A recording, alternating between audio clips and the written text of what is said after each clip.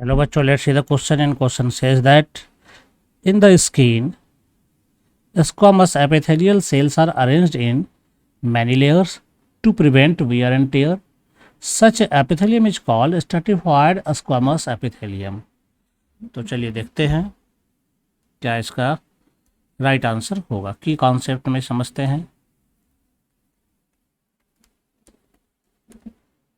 तो यहाँ पर पूछा गया है स्क्वामस एपिथेलियम के बारे में।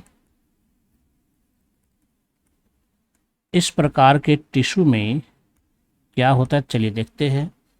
स्क्वामस एपिथेलियम में सबसे पहले नीचे एक बेसमेंट मेम्ब्रेन रहता है, ये बेसमेंट मेम्ब्रेन हो गया।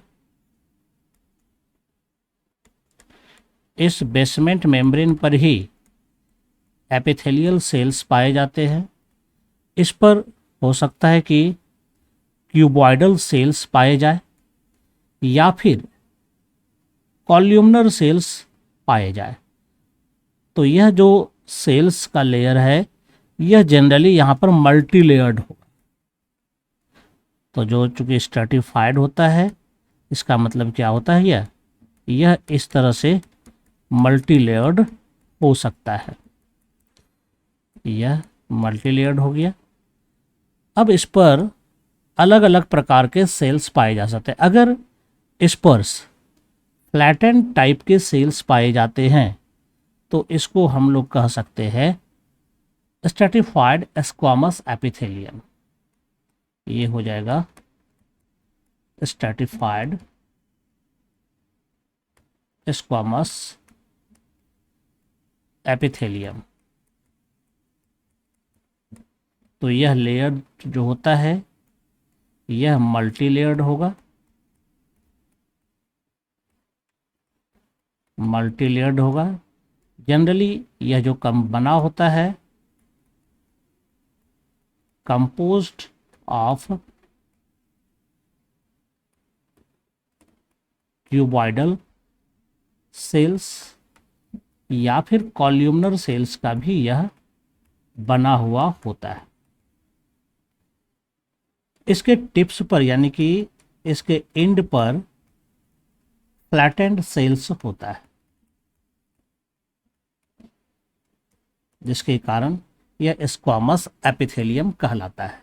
और सारे सेल्स जितने भी सेल्स है सब के सब ये जो नीचे बेसमेंट मेम्ब्रेन पर सब टिका हुआ रहता है। तो इसका मेन काम चूंकि ये मल्टी लेयर्ड हो गया है और स्ट्रेटिफाइड लेयर है, स्क्वामस लेयर है, तो कभी कभी इसके ऊपर पर जो है केराटिन का भी लेयर हो सकता है। ये केराटिन का लेयर हो सकता है। तो अगर इस पर केराटिन का लेयर है तो इसको हम लोग कहते हैं केराटिनाइज्ड। अगर नहीं है तो नॉन केराटिन, बिना केराटिन का होगा।